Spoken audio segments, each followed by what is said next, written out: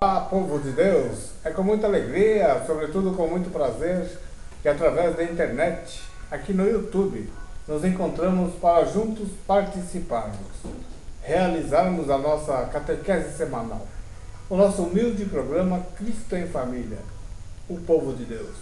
Eu sou Cláudio Fernandes e hoje é quinta-feira, dia 26 de março de 2015. E para que tudo corra bem, invoquemos a Santíssima Trindade dizendo: em nome do Pai, do Filho e do Espírito Santo. Amém. Muito bem, gente. E como estão os preparativos para o início da Semana Santa? Todo o decorrer da Semana Santa, todo esse momento é um momento muito forte, um momento propício de se alcançar uma espiritualidade. Uma espiritualidade propriamente dita, eu diria, porque todo o processo, todo o desenvolvimento, tudo lembra a paixão, morte e ressurreição de nosso Senhor Jesus Cristo. E em cada celebração ou em cada atividade realizada, é muito fácil de se buscar uma maior concentração, até com a impressão de se ter uma maior aproximação de nosso Senhor, para agradecendo tudo de bom que Ele nos dá e evidentemente fazer mais pedidos, pois está mais do que provado que somente Ele é capaz de suprir qualquer necessidade. Vocês se lembram de João 15:5? Sem mim nada podeis fazer. Isso é maravilhoso. Eu particularmente, eu acho esse um dos melhores versículos que eu já li, porque naquele momento em que se está lendo o Evangelho de João, e se lê esse versículo, consegue se sentir algo dentro do corpo, um alívio assim no coração, um arrimo para o corpo cansado. Sem mim nada podeis fazer.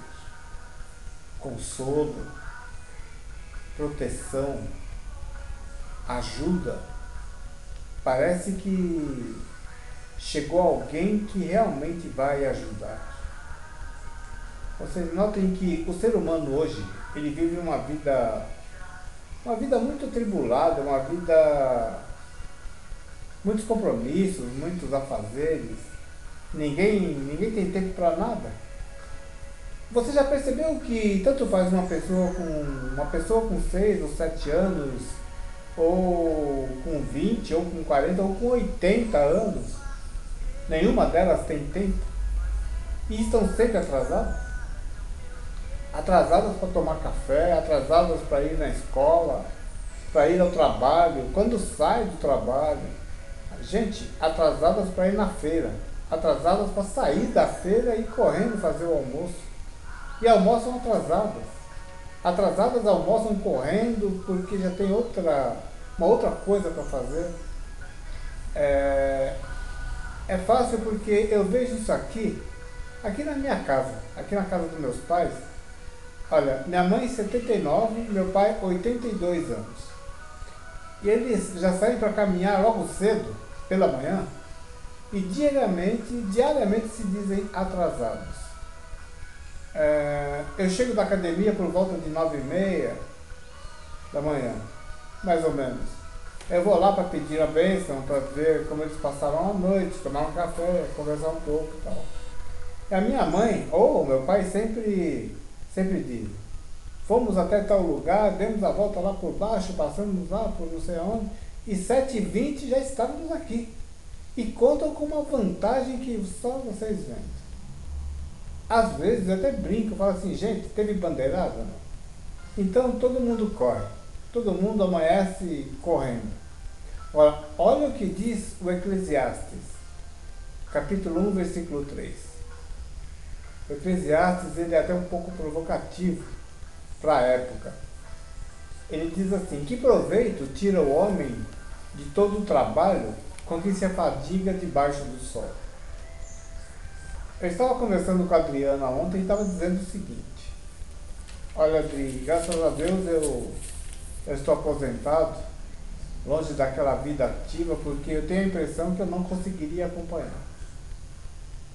Aí eu fiz esse comentário aqui também com o meu irmão, e ele me disse o seguinte, que nada, Claudião, o ser humano se acostuma rápido com qualquer situação. E você conseguiria sim voltar a viver assim, numa boa. Porque nós seres humanos, nós nos acostumamos com aquilo que se precisa acostumar. Eu disse para ele, olha, realmente é uma grande verdade isso. Gente, só para lembrar, eu me aposentei em 2004, com 44 anos, por ter sofrido um terceiro AVC. Mas com 44 anos eu já tinha 30 trabalhados. A verdade é que tudo faz parte de uma evolução. E essa evolução, como eu posso dizer, essa evolução ela tem que acontecer mesmo. Essa evolução é para acontecer. Embora a evolução tecnológica, e aqui tem passos mais largos, a evolução tecnológica é a que caminha com mais velocidade e é a que tem um desenvolvimento mais acelerado. E a informática é cada vez mais usada em todos os segmentos profissionais. E devido a isso, muitas pessoas não conseguem acompanhar esse processo todo. E é onde acontece aquele conflito de gerações. Lá também, né? Acontece o conflito de gerações, caracterizado pela chamada mudança de época. Acontece que quem não consegue acompanhar esse desenvolvimento todo, ou acompanham parcialmente, precisam continuar vivendo, evidente, e vivem conforme aquilo que aprenderam. Agora, as que acompanham bem essas evoluções, assimilam melhor essas mudanças e conseguem se adaptar com mais facilidade, até por causa de idade, etc. E acabam deslanchando junto com a evolução até onde conseguirem. E por isso acabam julgando as outras pessoas, aquelas que não conseguem acompanhar, como retrógradas, como antigas. Na verdade, até sem condições, até de discutir, porque, na verdade, eles já nem falam mais a mesma língua. Quer ver? Eu vou dar um exemplo aqui, na minha área de atuação profissional. Então, eu trabalhava com informática. Eu comecei a trabalhar com informática no início de 1980. Então, naquela época, os discos de armazenamento de arquivos que usávamos, hoje chamados de HD até, eles eram discos de 5 megabytes. Com a capacidade do disco era discos de 5 megas. Tinha também os de 15, os de 20, que eram discos maiores, mais potentes e tal. Eram discos enormes, eram chamados panelas, os discos desse tamanho. Rapidamente surgiram os discos em gigabytes. Olha, 1 gigabyte é equivalente são 1000 vezes 1 mega. Gente, era uma coisa incrível. A gente não podia nem imaginar o que fazer com tanto espaço num disco. E com pouco tempo já estava obsoleto, já estava ultrapassado. Hoje já existe o terabyte, que são 1000 vezes 1 giga. Existe o petabyte, que são 1000 vezes 1 tera. E existe o exabyte, que são 1000 vezes 1 peta. Quer dizer, o negócio ele vai rodando assim que é um absurdo. Não tem limite, o negócio não tem fim. E a vida é assim mesmo. Esses dias, semana passada, eu comprei um pendrive com 8 gigas. Eu fiquei embabacado, eu achei um absurdo, porque é muito espaço. Mas com certeza, em breve eu já estarei comprando um maior não com mais capacidade, porque esse daí já não vai estar mais suprindo as minhas necessidades. Mas a vida é assim mesmo, a vida é assim, nós precisamos reciclar. Precisamos acompanhar as mudanças e utilizarmos as benfeitorias da evolução. Tudo depende de Deus. O que eu observo muito é que nesse corre-corre, algumas coisas vão ficando para trás. Para quem já teve alguma experiência na geração, na criação de família, sabe o que eu estou dizendo. Valores considerados essenciais, primordiais, eu diria, vão ficando para trás. São valores que, por não estarem sendo observados, são os maiores responsáveis pela infelicidade humana. Vejam bem, são valores que, por não estar sendo observados, são os maiores responsáveis pela infelicidade humana. O homem, ele não pode querer acompanhar a máquina, porque a máquina foi feita pelo homem. A máquina, ela não tem sentimentos, a máquina não tem coração. O homem não, o homem foi criado por Deus, e Deus lhe deu o sopro da vida, lhe deu um coração, deu a inteligência, deu liberdade total, até para escolher como viver. Mas ele lhe deu também mandamentos para que o homem obedeça e tenha uma vida feliz. A máquina ela precisa de óleo ou de combustível para funcionar. Então, se for elétrica, precisa de energia elétrica. O homem não, gente. O homem, o ser humano, ele não precisa de combustível, nem óleo, nem de energia elétrica para funcionar. O homem, ele precisa de Deus. Sem Deus, o ser humano não desenvolve. Deus, ele criou o ser humano para ser feliz. E sem Deus, o ser humano jamais será feliz. Não adianta querer levar a vida sem Deus, porque não vai haver sucesso. O próprio Jesus nos diz lá em João 15:5: sem mim nada podeis fazer. Nós precisamos incluir Deus em nossas prioridades, pois é Ele quem irá nos socorrer no momento pior da nossa vida. Não se pode colocar o trabalho, o ganho do dinheiro, o lazer, ou outra coisa qualquer outra coisa antes de Deus na nossa vida. Porque não existe nada ou ninguém que irá nos socorrer no momento da queda. Não existe ninguém a não ser Deus. Vocês já leram João 14:6? Em João 14:6, Jesus nos diz: eu sou o caminho, a verdade e a vida, e não existe outro caminho para o Pai senão por mim. Então, gente, priorizar Deus é essencial.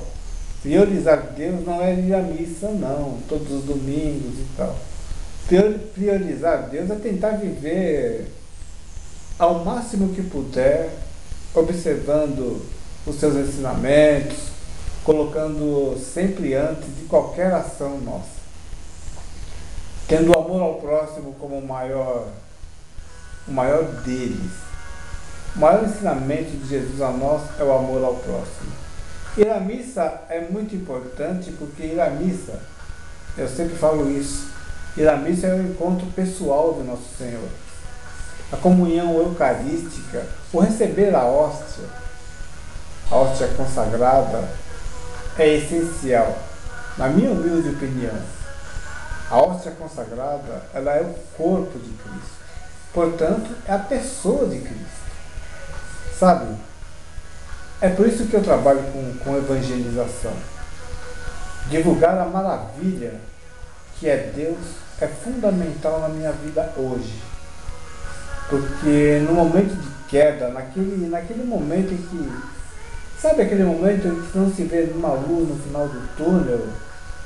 Gente, é perceptível que somente Ele é capaz de nos levantar, de nos devolver a vida, bem como a felicidade também.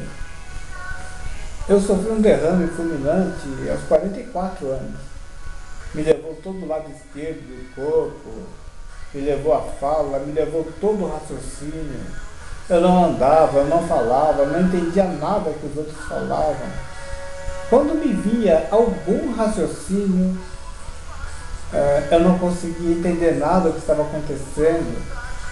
Fiquei assim acho que uns 6 meses. Eu sabia que estava numa cadeira de rodas. Isso eu sabia. Não lembrava na verdade, não lembrava de quase nada mesmo na minha vida. Lembrava muito do meu filho. Mas um dia eu pedi a minha Bíblia e lembrei que eu estava lendo o livro dos Provérbios no dia do derrame. Lendo o livro dos Provérbios. Isso para mim foi o máximo.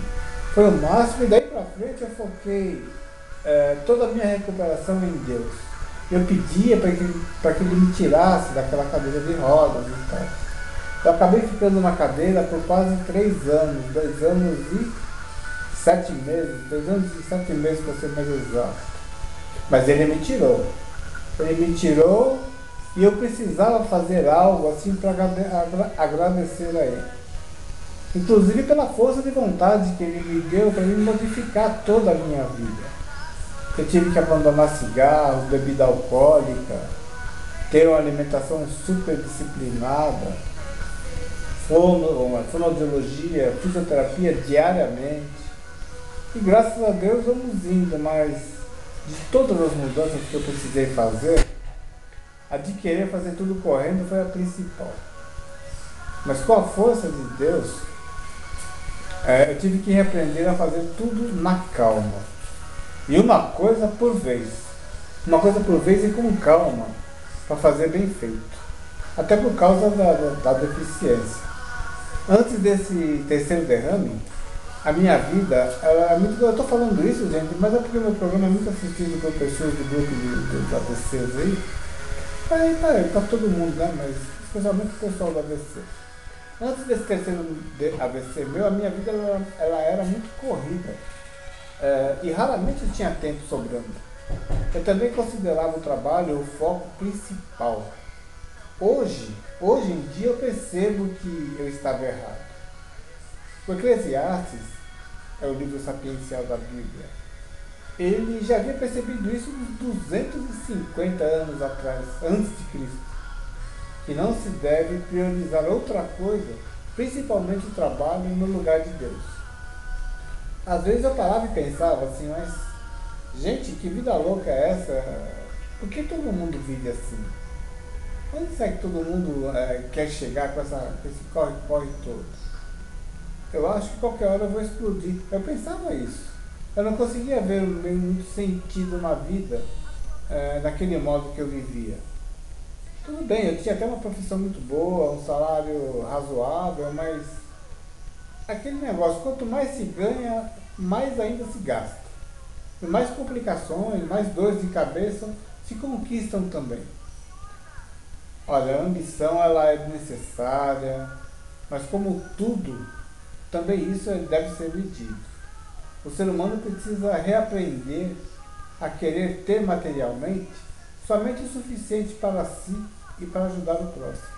Nisso consiste toda a pregação de Jesus. Não querer ter e ter cada vez mais. Para quê? Para esbanjar e mostrar ao próximo que tem maior poder? Isso não prova nada a ninguém. Outra, mais importante, Jesus não aprova isso. Isso é contra o projeto de Deus. Isso não faz parte dos ensinamentos do nosso Senhor. Por isso que é necessário mudar. Portanto, mudem antes que seja tarde. Eu quis até produzir esse programa com esse tema por causa do Eclesiastes. Você já leu um pouco desse livro do Eclesiastes? O Eclesiastes ele faz parte de um dos 5 livros sapienciais da Bíblia. Então, lendo o livro, o aparente pessimismo do autor, ele pode até desconcertar o leitor. Na verdade, porém, trata-se de um livro assim profundamente crítico, lúcido e realista sobre a condição do povo na Palestina por volta de 300 anos antes de Cristo. A Palestina ela era uma colônia do Império Grego, dos Ptolomeus, inclusive, ao qual devia pagar pesados tributos, muitos impostos caríssimos, que eram arrecadados pela família dos Tobíadas, que controlavam o comércio, a economia e a política interna do país.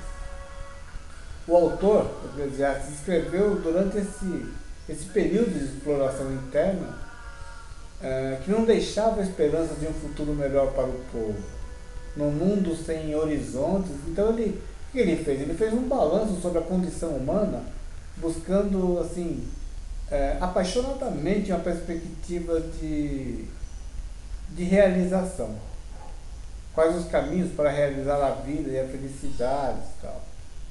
O Eclesiastes ele estava na Palestina há uns 250 anos, quase 300 antes de Cristo. Quando ele estava escrevendo esse livro, ele desmonta as ilusões de um determinado sistema de sociedade que apresenta como ideal viver na riqueza, no poder, a ciência, prazeres, status social, trabalho para enriquecer, etc. Isso te diz alguma coisa? Então, e ele coloca uma pergunta fundamental. Que proveito tira o homem de todo o trabalho com que se afadiga debaixo do sol? Está no livro do Eclesiastes, capítulo 1, versículo 3. Mas, gente, vamos falar um pouquinho aqui da Semana Santa?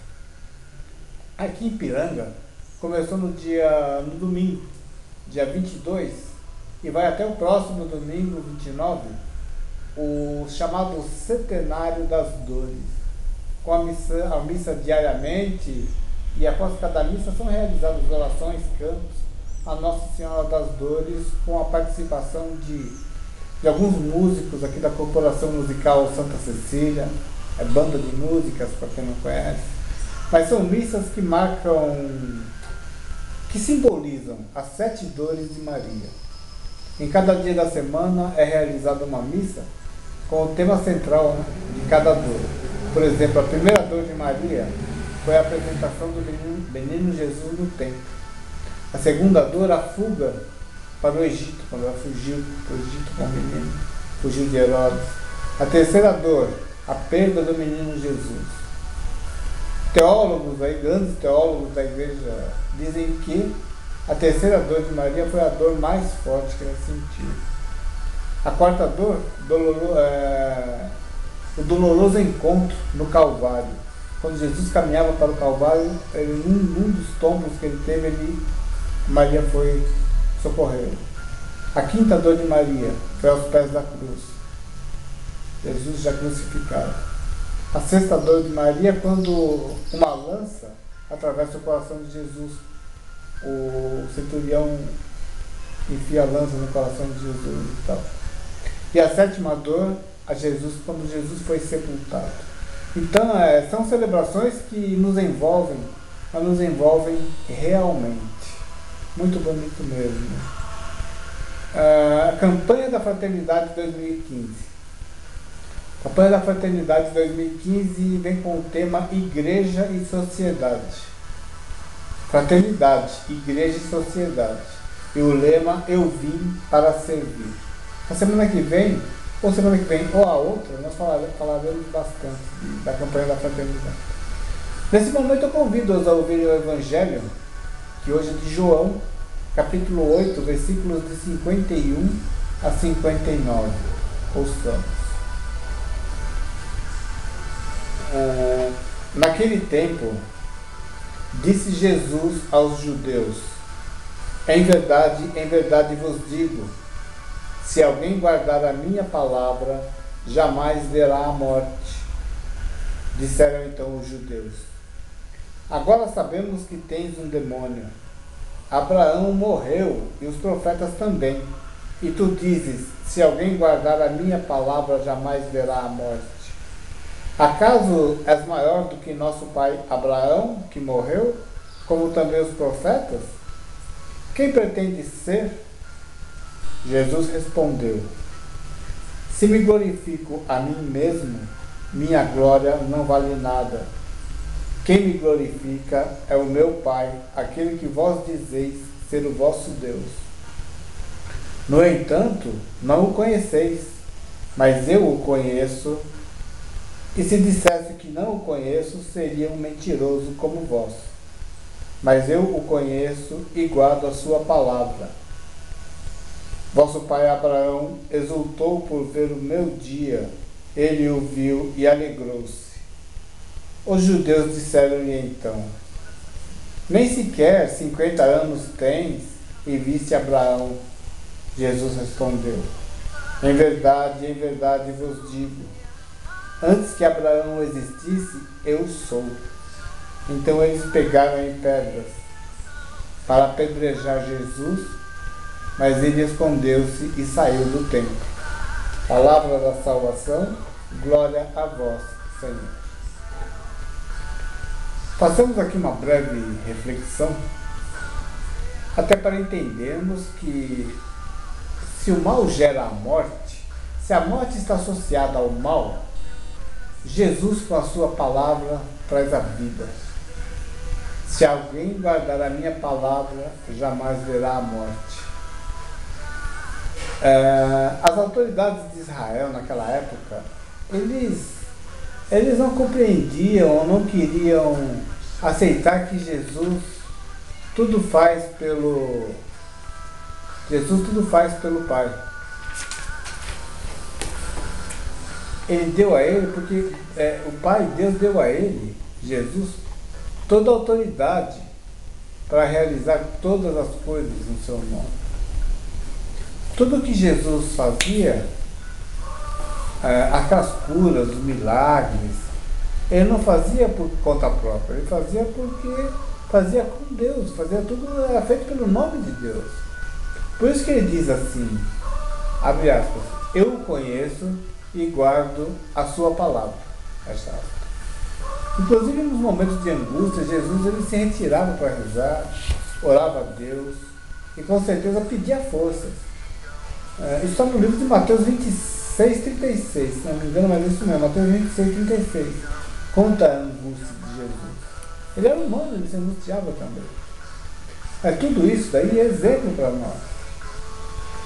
Muito bem, meu povo de Deus. Finalizando mais um programa, agradecendo muito a Deus por mais essa oportunidade. Agradecendo a vocês pela audiência, pela sua paciência.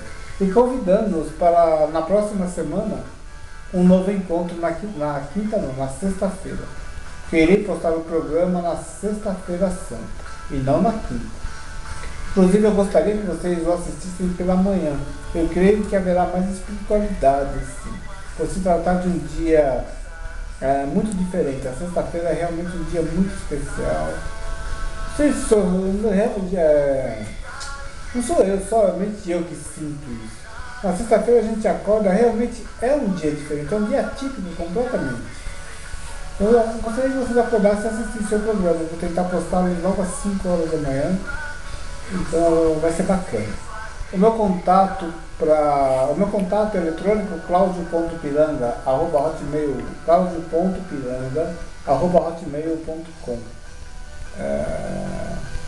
Fiquem com Deus, até a próxima quinta-feira, se Deus assim permitir. Gente, eu queria fazer um comentário aqui também. Eu recebi um e-mail essa semana, e-mail não. Me falaram essa semana, me comunicaram que o meu programa está sendo entediante. Gostaria que vocês dessem um ok para mim aí, um e-mail, dizer, a gente está com muito sono, dá até sono de assistir, você está falando muito devagar e tal.